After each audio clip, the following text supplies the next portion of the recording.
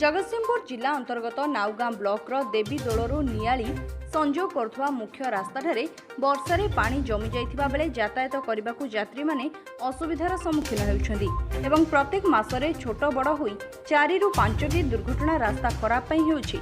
एथिपाई एरोडा grammar युवगोष्ठी एकाठी होई गलधारी ग्राम पंचायतर सरपंच सागरिका मल्लिक और समिति सभ्या प्रभात कुमार स्वाई को लिखित आकार रे अभियोग करछन्ती एवं जगतसिंहपुर जिला प्रशासन को अनुरोध करछन्ती जे एहाकू अनुध्यान करी एहा उपरे कार्यानुष्ठान ग्रहण करिबा पाई।